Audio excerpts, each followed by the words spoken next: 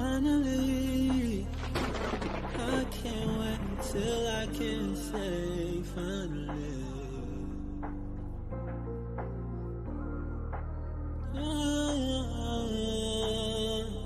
Finally, yeah.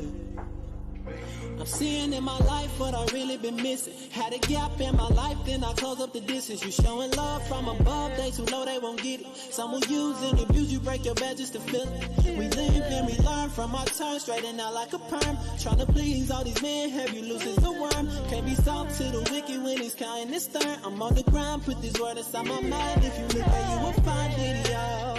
No.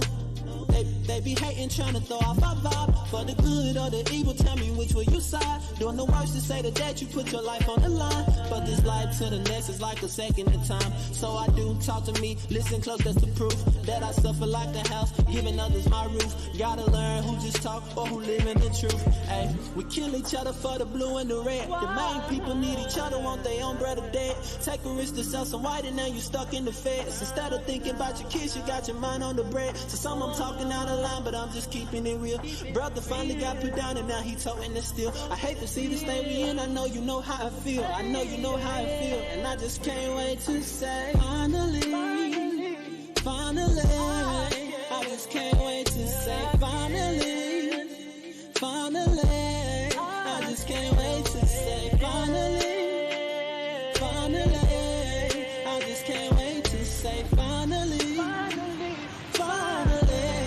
I just can't wait to say finally, finally. I just can't wait to say finally. All right, shalom. Most High in Christ bless to everybody tuning in.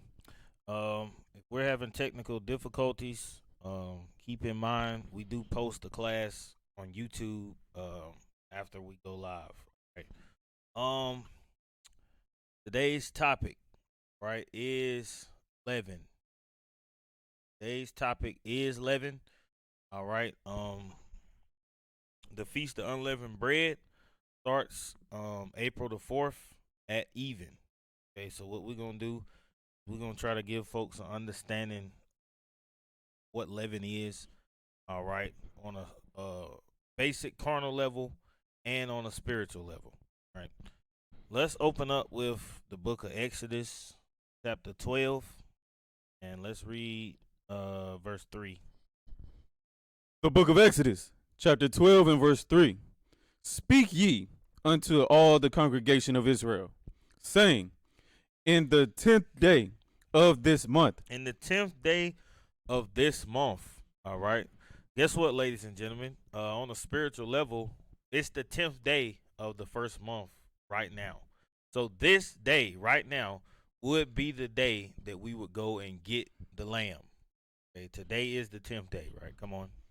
They shall take to them every man a lamb according to the house of their fathers, a lamb for an house. So this right here would be the day, that we go out and we pick out that lamb.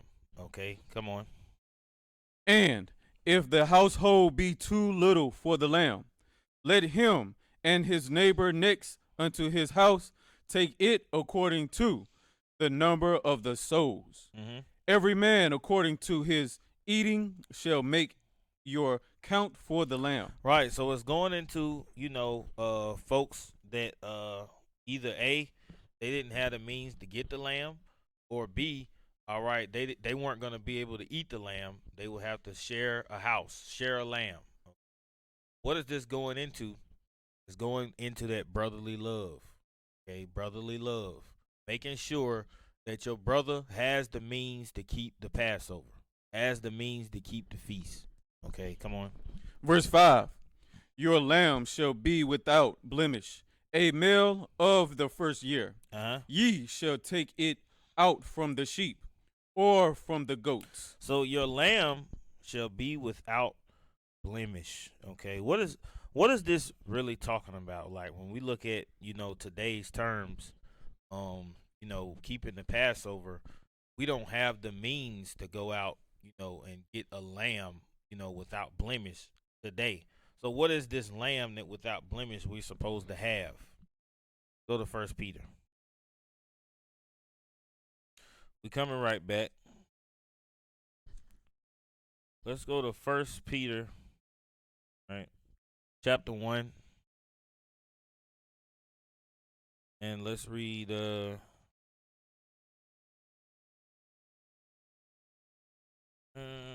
verse 19. The book of First Peter, chapter 1 and verse 19. But with the precious blood of Christ. But with the precious blood of Christ. This is what makes us redeemed. Okay, come on. As of a lamb, without blemish and without spot. As of a lamb without blemish and without spot. Okay. What this is going into is it's showing us that Christ is our lamb. And when it's talking about without blemish and spot, it's Christ was without sin. Okay, he was without sin. All right, let's go back to Exodus 12 and verse 5. Book of Exodus, chapter 12 and verse 5. Your lamb shall be without blemish, a male of the first year. Mm-hmm. Ye shall take it out from the sheep or from the goats.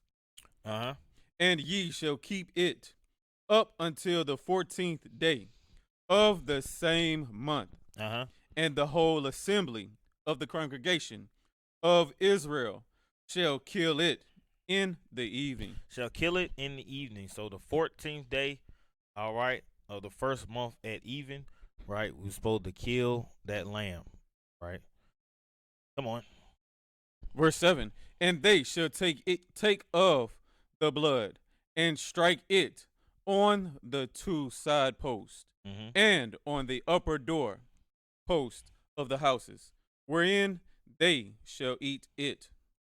And they shall eat the flesh in the night, roast with fire and unleavened bread, and with bitter herbs they shall eat it. So this is, all right, the Passover meal. It says this lamb, the lamb has to be roasted with fire. Okay, you cannot take that lamb and fry that lamb, right? You're not supposed to take that lamb and boil that lamb. Okay, that lamb is supposed to be roasted with fire. That's the way you're supposed to cook it, over that open flame. Thus saith the Lord. Roasted with fire, right? They say with unleavened bread and with bitter herbs, right? Come on. Verse 9. Eat not of it raw. Eat not of it raw. Make sure that lamb that you cooking is well done. Okay, come on. Nor sodden at all with water. Nor sodden at all with water. You can't boil it. Come on. But roast with fire. His head with his legs, and with the pertinence thereof. With the fullness thereof. What this means is you can't have half of Christ. You supposed to do and partake in the whole thing. See, this is the thing with our people. Our people like to be lukewarm. Okay, but the scriptures is telling us we have to partake in the fullness thereof, the pertinence thereof, right? So you can't boil it, all right? It has to be roast with fire. You eat it with the unleavened bread, all right, and the bitter herbs. Real quick, let's go to Leviticus. Leviticus chapter 2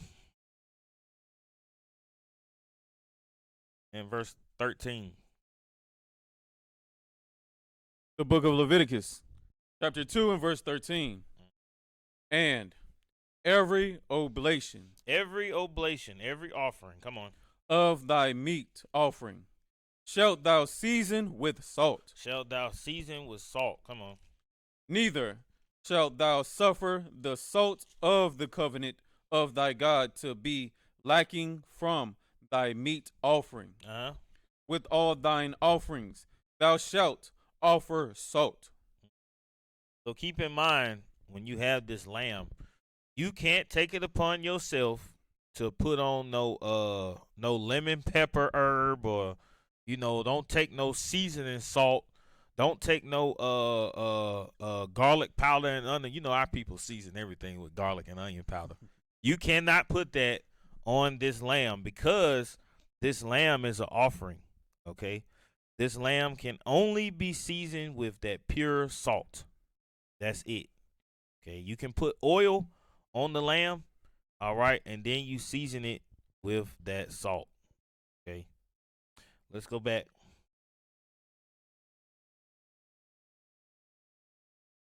Matter of fact, jump, go back to Leviticus.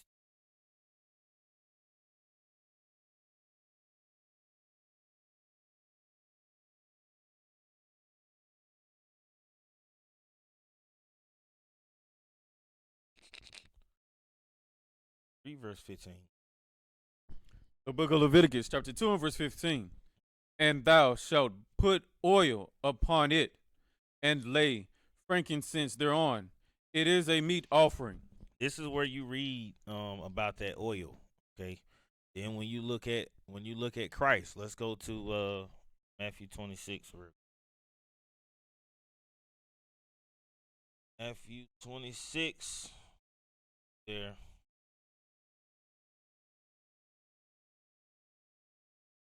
In. The book of Matthew, chapter 26 and verse 10. Mm-hmm. When Jesus understood it, he said unto them, Why trouble ye the woman? Uh-huh. For she hath wrought a good work upon me. Uh-huh. For ye have the poor always with you, Mm-hmm. but me ye have not always. Mm-hmm. For in that she had poured this ointment on my body. She did what? She poured this ointment on my body. Please believe that the lamb, all right, it had oil on it. Everything that we read in the law, it came through with Christ. Okay. Christ was seasoned with salt. Christ had that oil on him. Right. Some folks are scoffing. They going, it don't say he was seasoned with salt. Let's go to Hebrews.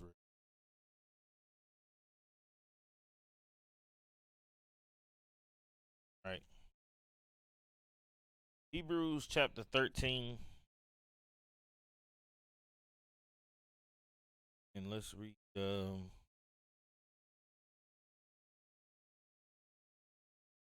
verse 15. The book of Hebrews, chapter 13 and verse 15. Mm-hmm. By him, therefore, let us offer the sacrifice of praise to God continually. Uh-huh. That is, the fruit of our lips, giving thanks to his name. The fruit of our lips, all right, is a sacrifice to the Lord. Fruit of our lips is a sacrifice to the Lord. Right? The way we talk, right? The way we speak of him, okay, the way we speak to our neighbor. Right? These are all things that are considered a sacrifice that's accepted by the Lord. Okay? Go to Colossians. Colossians chapter 4. And let's read verse 6.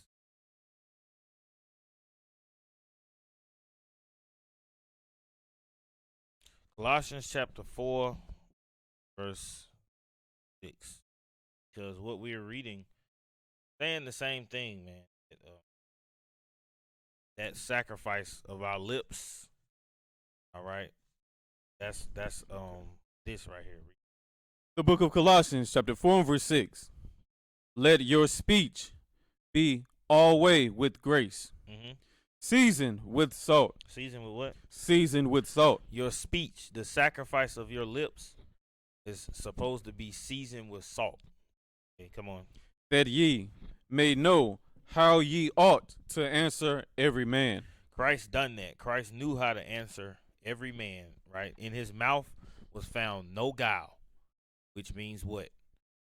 Lord's speech seasoned with salt. He had that ointment poured on him, right? He is that lamb. Let's go back to Exodus chapter 12 and verse 9 again. The book of Exodus, chapter 12 and verse 9. Eat not of it raw, nor sodden at all with water, but roast with fire, his head with his legs, and with the pertinence thereof. Right. So you understand you have to roast this lamb with fire. The only thing you can put on it is that oil, all right, and that salt. Okay, come on. Verse 10, and ye shall let nothing of it remain until the morning. Uh-huh. And that which remaineth of it until the morning, ye shall burn with fire. Right. So after, you partake in the Passover, whatever of the lamb is left, okay, you're supposed to burn the lamb, okay? Before the morning, you're supposed to burn that lamb. Okay, come on. Verse 11, Uh-huh. and thus shall ye eat it with your loins girded, your shoes on your feet, and your staff in your hand. Uh-huh. And ye shall eat it in haste. It is the Lord's Passover. Right. The Lord's Passover. So the reason that, it was being eaten in haste is because we had to leave ancient Egypt in haste. Pharaoh and the Egyptians were not happy. Okay, come on. Verse 12, for I will pass through the land of Egypt this night, and will smite all the firstborn in the land of Egypt. So immediately, all right, after we ate the Passover, okay, we had to leave Egypt. Okay, we didn't wait. We didn't get no good night's sleep after that because we ate it in haste. We got up out of there. A lot of folks be teaching that though. That's why it has to be said. Come on. Both man and beast, and against all the gods of Egypt. I will execute judgment. I am the Lord. And the blood shall be to you for a token upon the houses where ye are. And when I see the blood, I will pass over you. I will pass over you. This is the similitude of the Passover. All right. The Lord passing that judgment over us and giving it to the Egyptians. Right. This blood, all right, has been set as a stamp so the Lord will know not to enter into that house. And the whole thing about it now, when we look at Christ, Christ is still that blood that's saving us. Right. We did a class called The Blood of Promise. Right. You have to go back, watch that class, learn about this blood. Right. Come on. Both man and beast, and against all the gods of Egypt, I will execute judgment. I am the Lord. And the blood shall be to you for a token upon the houses where ye are. And when I see the blood, I will pass over you. And the plague shall not be upon you to destroy you, when I smite the land of Egypt. And this day shall be unto you for a memorial. And ye shall keep it a feast to the Lord throughout your generations. Ye shall keep it a feast by an ordinance forever. By an ordinance forever. Okay, so this feast of the Passover, all right, this feast of unleavened bread, we keep it forever. Now, the Passover and the feast of unleavened bread is the exact same thing. It's the exact same feast. Real quick, Luke. Go to the book of Luke. Coming right back. Luke chapter 22 and verse 1. The book of Luke chapter 22 and verse 1. Now the feast of unleavened bread drew nigh. The feast of unleavened bread drew nigh. Come on. Which is called the Passover. Which is what, brother? Which is called the Passover. The feast of unleavened bread is the Passover. Okay. Real quick, let's go to Deuteronomy 16. You know, like we tell folk, if anybody believe that the feast of unleavened bread and the Passover is not the same thing, this is the only question that we have for you. Let's go to Deuteronomy chapter 16 and let's read verse 4. The book of Deuteronomy chapter 16 and verse 4. This is the only question we have for you if you believe the Passover and feast of unleavened bread is not the same thing. Come on. And there shall be no leavened bread seen with thee in all thy coast 7 days. No leavened bread is supposed to be seen within your houses 7 days. Come on. Neither shall there anything of the flesh which thou sacrifice the first day at even remain all night until the morning. My question to anybody, all right, that do not believe the Passover and feasting unleavened bread is the same thing, what first day is this talking about right here? Because what it's saying is the flesh that you sacrifice the first day at even remain all night until the morning. What flesh is that talking about that you sacrificed? And what's that first day? First day of what? What first day is that talking about? Because at the end of the day, this is talking about the first day of unleavened bread. The first day of unleavened bread, you sacrifice the Passover. Just like what we read in Exodus 12, none of the Passover can be left till the morning. You're supposed to burn it. This first day right here is showing you that the Passover is not a separate day from the 7. The Passover is that first day of the 7. I mean, that's clear cut right there. Let's go back to Exodus. Let's go back to the book of Exodus, chapter 12, and verse 15. The book of Exodus, chapter 12 and verse 15. Mm-hmm. 7 days shall ye eat unleavened bread. 7 days shall ye eat unleavened bread. So on the feast of unleavened bread, you have to eat unleavened bread every single day. Okay, that is the commandment. You have to eat unleavened bread every single day. Right? Come on. Even the first day ye shall put away leaven out of your houses. So when the 14th day at even, right, you supposed to have all the leaven gone out your houses. Right? And we got videos up. When you scroll on the page, you can see some of the things that contain leaven. You have to throw it out. You have to get rid of it. Right? And what that means is you don't take these products that got leaven in them and put them outside your house, and then after the feast, you bring them back in your house. You can't do that. You're not supposed to be doing that. That stuff has to be thrown out because this leaven is a representation of sin. You don't bring that sin back into your temple. All right, come on. For whosoever eateth leavened bread from the first day until the 7th day, that soul shall be cut off from Israel. That soul shall be cut off from Israel, man. What this means is it's talking about your willful sin. If you take it upon yourself to say to hell with the feast of unleavened bread, and you start dealing with that leaven, we're going to remove you from the body. Because at the end of the day, we have to keep God's commandments. Contrary to popular belief, this stuff is not done away with.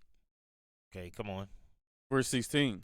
And in the first day, there shall be an holy convocation. Right, so the first day, the 14th day at even, okay, is supposed to be a holy convocation. Okay, this means that you gather with your people and you observe the Passover. Okay, come on. And in the 7th day, there shall be an holy convocation. In the 7th day, there shall be an holy convocation. Now, notice it said in the 7th day. This ain't talking about, okay, we have the 7th day and then you start that feast, because that will make it 8 days. But what you do is you start that feast within that 7th day. So when the 7th day is over, you don't have no holy convocation after that. You have it within the 7th day of the feast. All right, come on. To you, no manner of work shall be done in them, save that which every man must eat, that only may be done of you. That only may be done of you. So what it's telling you is when you have that holy convocation, you're not supposed to work. Have that holy convocation. You're supposed to be preparing to keep the feast of. Come on. Verse 17, and ye shall observe the feast of unleavened bread. For in this selfsame day have I brought your armies out of the land of Egypt. Therefore shall ye observe this day in your generations by an ordinance forever. In the first month, on the 14th day of the month at even, ye shall eat unleavened bread until the 21st day of the month at even. 7 days shall there be no leaven found in your houses. 7 days shall there be no leaven found in your houses. So keep in mind, this goes for your hygiene. This goes for your cleaning products. This goes for your food. All right. Check everything. Check the lawn and gardening products that you got. You know, all your chemicals. Check those things. All right. Get all the nicks and crannies of the house. Right. Go about your house. Make sure all those hidden crumbs have been discovered. All right. You want to get all the leaven out of your house. Okay, come on. For whosoever eateth that which is leavened, even that soul shall be cut off from the congregation of Israel. What this means is, you know, during the Feast of Unleavened Bread, you know, it's all right if you go to a restaurant, get you something to eat. Make sure what you're eating at the restaurants is not leavened. Okay, you have to check this stuff. Make sure this stuff is clean for you to eat. Right? Come on. Whether he be a stranger or born in the land, ye shall eat nothing leavened. In all your habitations shall ye eat unleavened bread. Let's jump down to verse 43, because this is something that catches a lot of folks up. We're gonna break this down for you real quick. Exodus 12 and 43. The book of Exodus, chapter 12 and verse 43. And the Lord said unto Moses and Aaron, this is the ordinance of the Passover. There shall no stranger eat thereof. There shall no stranger eat thereof. So it's telling you clear as day, all right, when we have the Passover, no stranger, no non-Israelite is supposed to partake in the Lord's Passover. Right? Because keep in mind, unleavened bread is being eaten. Unleavened bread is a part of the Passover. Let's go to Leviticus 22. Remember that bread that we read about with the bitter herbs, part of the Passover. Leviticus 22 and verse 25. The book of Leviticus, chapter 22 and verse 25. Start at verse 24. 24. Ye shall not offer unto the Lord that which is bruised, or crushed, or broken, or cut. Now remember that lamb that we're offering, it said it had to be without blemish. Okay, so the lamb couldn't be crushed, it couldn't be bruised, right? Come on. Neither shall ye make any offering thereof in your land. Neither from a stranger's hand. From a what? From a stranger's hand. From a stranger's hand, right? Remember what we just read. There shall no stranger eat thereof. Come on. Shall ye offer the bread of your God, or any of these. Of any of these. Of any of these. Because their corruption is in them, and blemishes be in them. They shall not be accepted for you. They shall not be accepted for you. What you're reading, ladies and gentlemen, is that the strangers, they can't partake in the bread of the Lord. This is why when you read in Matthew, the Lord says it's not meet to take the children's bread and cast it to the dogs. They can't eat of that bread, man. They can't partake in this Passover feast. Let's go back to Exodus. Chapter 12, right? And let's read that again, verse 43. The book of Exodus, chapter 12 and verse 43. And the Lord said to Moses and Aaron, this is the ordinance of the Passover. Mm. there shall no stranger eat thereof, Uh-huh. but every man's servant that is bought for money. Mm-hmm. When thou hast circumcised him, then shall he eat thereof. So now it's saying that every manservant that is bought for money, when thou hast circumcised him, then shall he eat thereof. All right, let's go to Jeremiah 34 real quick. These manservants right here that are bought for money, these are the Israelites. Okay, how do we know this? Because the Bible gets very specific when you read precept upon precept, not opinion upon opinion, precept upon precept, man. So the scripture it said, but every manservant that is bought for money, when thou hast circumcised him, then shall he eat thereof. Jeremiah 34 and 9. The book of Jeremiah, chapter 34, verse 9. Uh-huh. That every man should let his manservant and every man his maidservant, being an Hebrew. Being a who? Being an Hebrew. What is it called, a manservant? An Hebrew. Uh-huh. Or an Hebrewist. Uh-huh. Go free. Do what? Go free. Uh-huh. That none should serve himself of them. To wit, of a Jew. What is that manservant? To wit, of a Jew. Uh-huh. His brother. His who? His brother. What you're going to come to find out is that these men servants that it's talking about, it was our people, okay? If you had any of our people that were poor, right, what they would do is they would come and serve their brother until the year of Jubilee, a 7-year period, okay? And they would pay them for their services. But it's talking about an Israelite, though. So when this Israelite comes in, all right, and he's a servant in your household, then yes, he partakes in the Passover. He has to be circumcised. Okay. Let's go back to Exodus.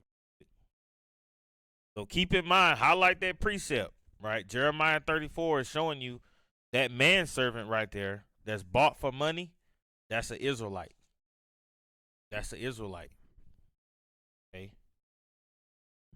Exodus chapter 12, and let's read verse 44 again. The book of Exodus chapter 12 and verse 44.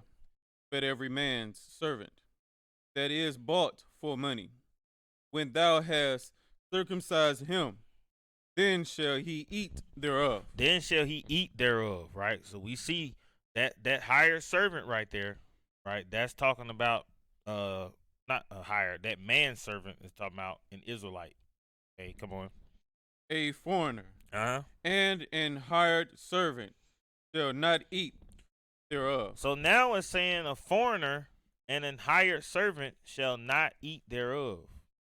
Right? What if this hired servant is circumcised? Just let you know, it's not talking. It ain't talking about you can be a non-Israelite, get circumcised, and partake in the Passover. That's not what this is talking about. Because right here is specifying a foreigner and an hired servant shall not eat thereof, man. It gets very specific. So what is a foreigner? Let's go to Deuteronomy 15. Let's deal with this foreigner real quick. Because it just said a foreigner can't eat of the Passover. He shall not partake thereof. See, what happens is, pastors will read this scripture in Exodus 12, but then they won't show them the precepts on it. That's the problem. It's the same exact thing the way they do John 3:16. Everybody hollering out John 3:16, God so loved the world, but don't nobody want to show their church members Isaiah 45 and 17 to tell you that world is Israel. He deal deceitfully. Right, it's very deceitful, man. Very deceitful. Deuteronomy 15 and 1.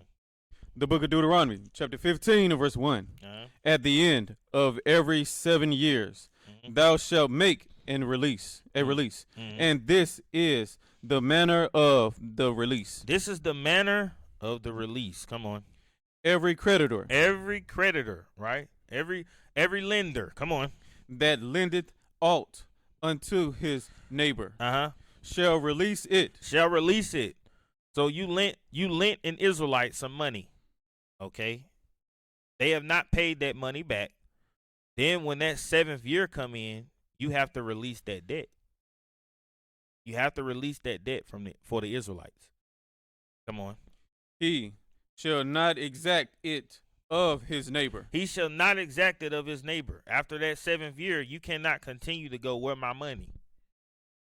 Come on. Or of his brother. Or of his brother, right? Come on. Because it is called the Lord's release. The Lord's release, man. Come on. Of a foreigner. Of a who? Of a foreigner. Now we talking about that foreigner. Come on. Thou mayest exact it again. Mm-hmm. But that which is thine with thy brother, thine hand shall release. Oh, wait a minute now. This foreigner right here is not your brother. This foreigner is not an Israelite. Go back to Exodus 12 and verse 45. The book of Exodus, chapter 12 and verse 45. 45. A foreigner That's that same foreigner. and an hired servant Uh-huh. shall not eat thereof. Now, real quick, let's go to Leviticus 25. So we just read about that foreigner. That foreigner is a non-Israelite. They cannot partake Lord's Passover. All right, Leviticus 25, and let's read verse 45. The book of Leviticus, chapter 25 and verse 45. Uh-huh. Moreover, of the children of the strangers that do sojourn among you, Uh-huh. of them shall ye buy. Of them shall ye buy, man. This is that hired servant that is talking about. A non-Israelite. Come on. And of their families that are with you, which they begot in your land, Uh-huh. and they shall be your possession. Uh-huh. And ye shall take them as an inheritance for your children after you, Mm-hmm. to inherit them for a possession. Mm-hmm. They shall be your bondmen forever. But over your brethren, the children of Israel, ye shall not rule one over another with rigor. Mm-hmm. And if a sojourner, That's it on it. So what we reading is that, this hired servant that is talking about, this is one of those heathens, a non-Israelite. Let's go back to Exodus 12. Let's go back to Exodus 12, and let's start at verse 43 again. the book of Exodus, chapter 12 and verse 43. Uh-huh. And the Lord said unto Moses and Aaron, this is the ordinance of the Passover. Mm-hmm. There shall no stranger eat thereof. No stranger can eat thereof, man. No heathen, no Gentile is going to be partaking in the Passover. Come on. But every man's servant Every man's servant, every Israelite that's poor, come on, that is bought for money, that is bought for money, so he's serving his brother, right? Within that 7-year period of Jubilee, come on. when thou hast circumcised him, When he's circumcised, come on, then shall he eat thereof. that Israelite got to keep the Passover, right? Come on. A foreigner A foreigner, a non-Israelite, come on. and an hired servant And hired servant, one of the folks we just read about in Leviticus 25, come on. shall not eat thereof. They shall not eat thereof. It's not for them. That bread, that lamb is not for them. Come on. In one house shall it be eaten. Uh-huh. Thou shalt not carry forth aught of the flesh abroad out of the house, Uh-huh. neither shall ye break a bone thereof. Uh-huh. All the congregation of Israel shall keep it. All the congregation of Israel shall keep it. Come on.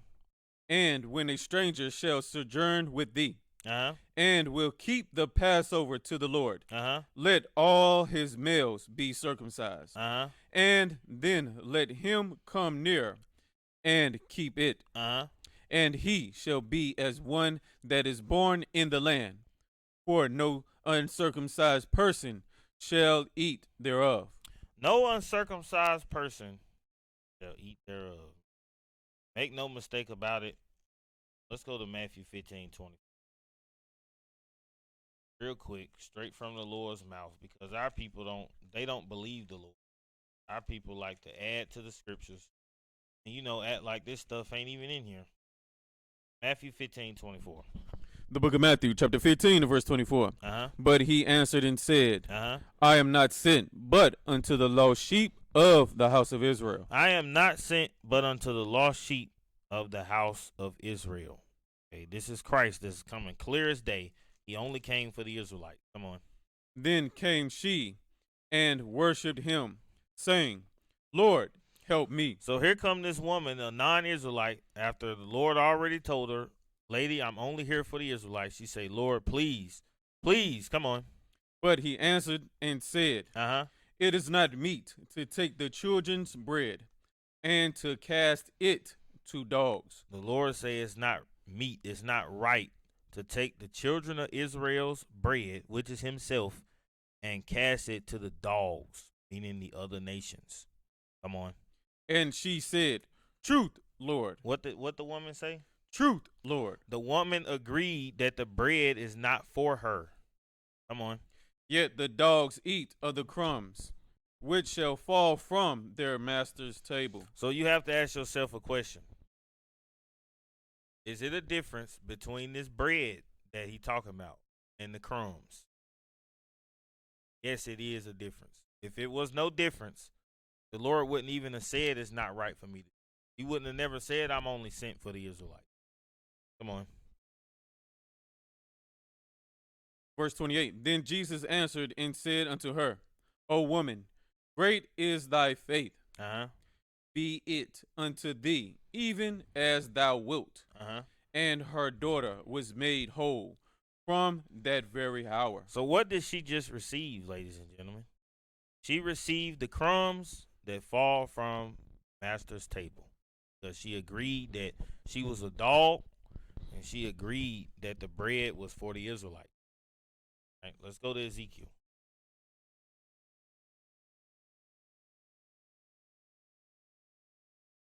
Let's go to Ezekiel chapter 44.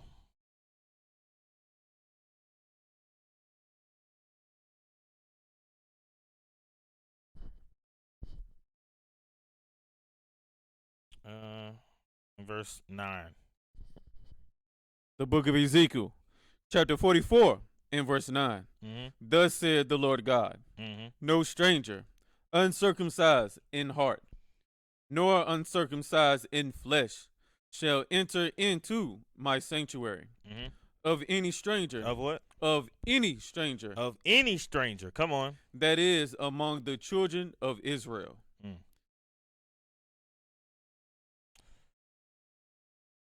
1 Corinthians chapter 5.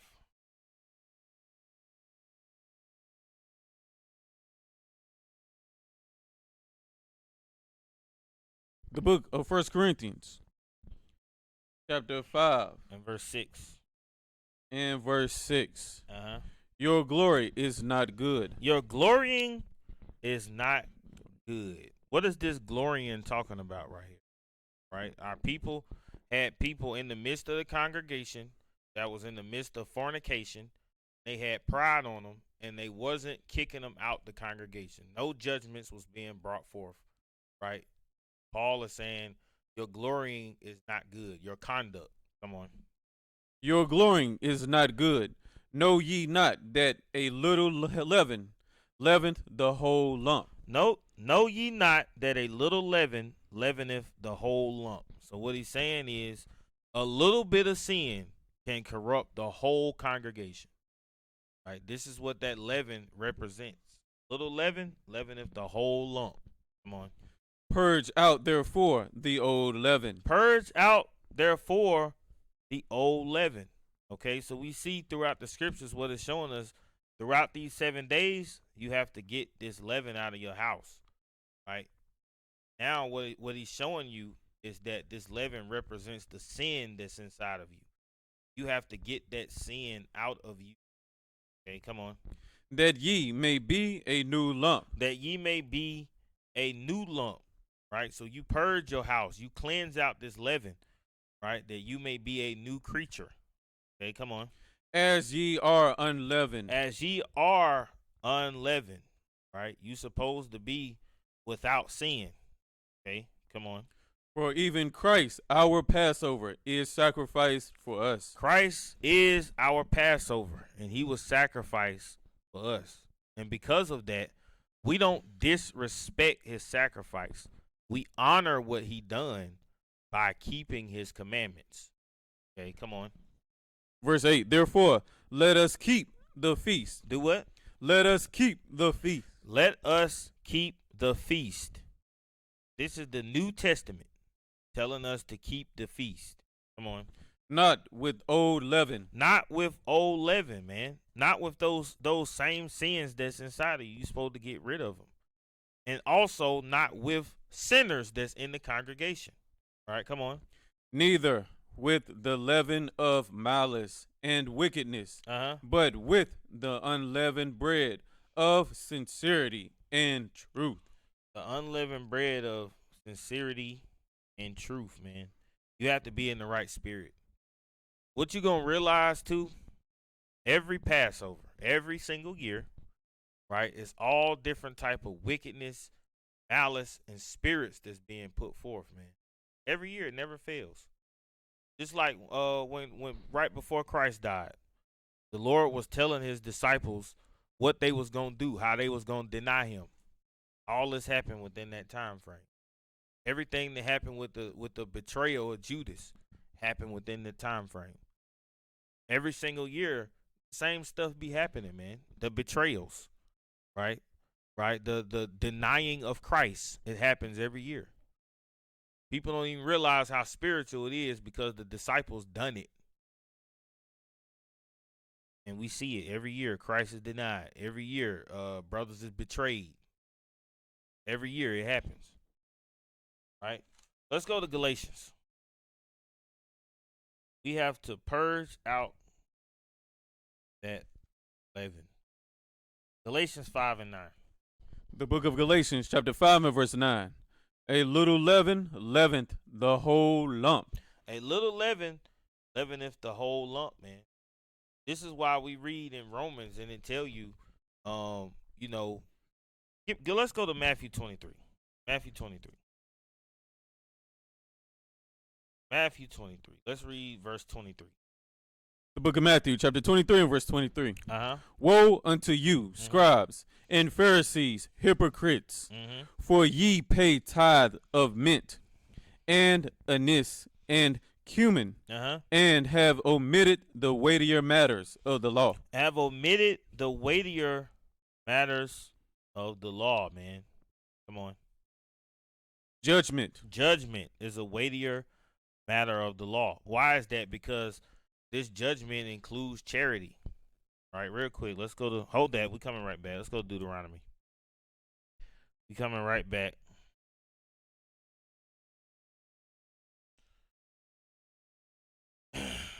This judgment, it includes charity. It's a weightier matter of the law. Right? Deuteronomy 10 and verse 18. Book of Deuteronomy, chapter 10 and verse 18. He doeth execute the judgment of the fatherless. The judgment of the fatherless. Come on.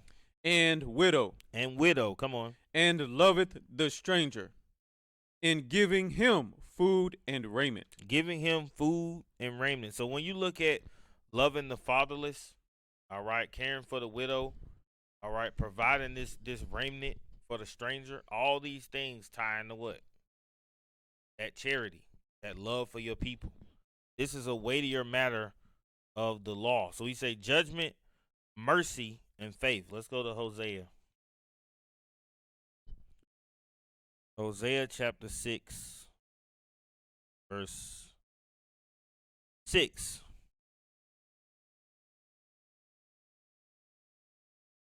The book of Hosea, chapter 6 and verse 6. For I desire mercy and not sacrifice, For I desire mercy and not sacrifice. Come on.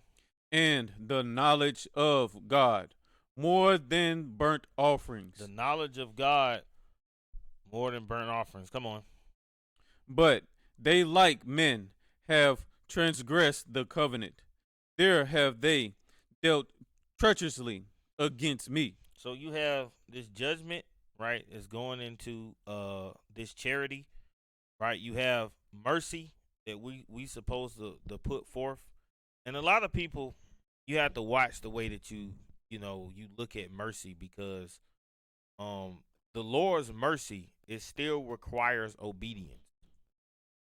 Right? This is what that mercy is talking about. It still requires obedience.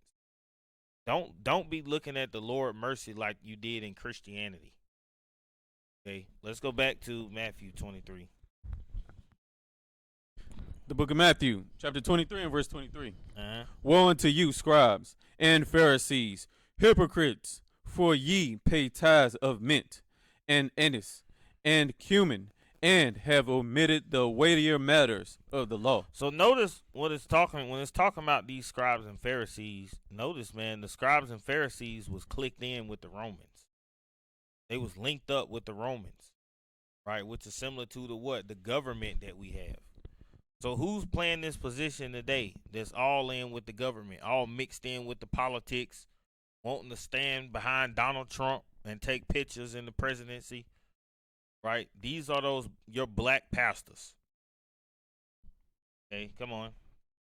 Judgment, mercy, and faith. Uh-huh. These ought ye to have done, and not to leave the other undone. These ought ye to have done, and not to leave the other undone. What is this really going into? That little bit of leaven. That little bit of leaven that's not being addressed is affecting the whole entire lump, right? Because what folks will do is try to make the outside of the cup clean instead of cleaning the inside of the cup, right? And how do you do that, right? How do you clean the inside of your cup? How do you remove the leaven, right? Let's go to 2 Corinthians. How do you remove it? Because, when you really think about it, these feast days, the similitudes for these feast days, the only person that could change you is you, man. You the only person that can look at yourself, and know what you need to work on. This is why these feast days are personable. They're about you and fixing yourself. Only you can be honest with yourself, know what you need to work on. Know what that leaven is. 2 Corinthians 13:5. The book of 2 Corinthians, chapter 13 and verse 5. Examine yourselves. Examine yourselves, man. That's the key part, right? Only you can do this, right? Because you walk with yourself every single day. You know what you got going on. Come on.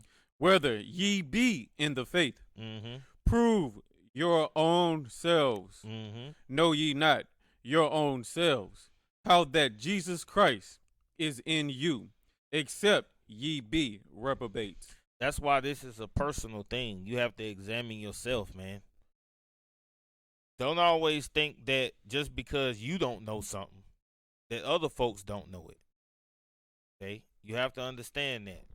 Right? So there are new things that you learn about Christ and about the Bible, that other folks may or may not know about. Folks is not on the same level.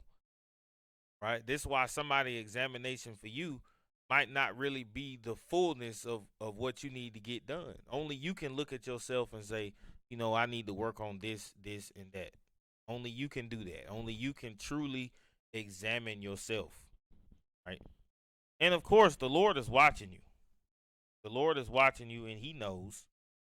He watching you to see if you're going to do it, right? This is why when you read in 2nd Esdras, it say He took not away from them a wicked heart, that thy law might bring forth fruit in them, right? This is the purpose of those fruits.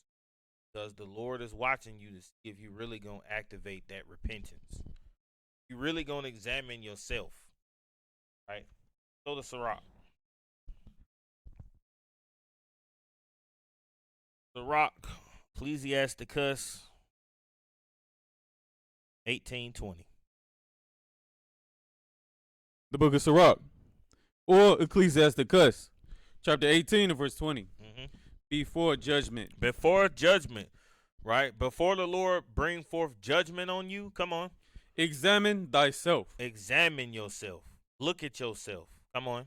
And in the day of visitation. In the day of visitation, come on. Thou shalt find mercy. Thou shalt find mercy, man, in judgment day, right? If you have conducted yourself right, you're going to find that mercy, right? That's a weightier matter, the law. But it's all about the way, that you conduct yourself. If you ain't escaping that willful sin, though, you're going to have a problem. But it's telling you, right, before judgment, and you need to examine yourself, man. Let's go to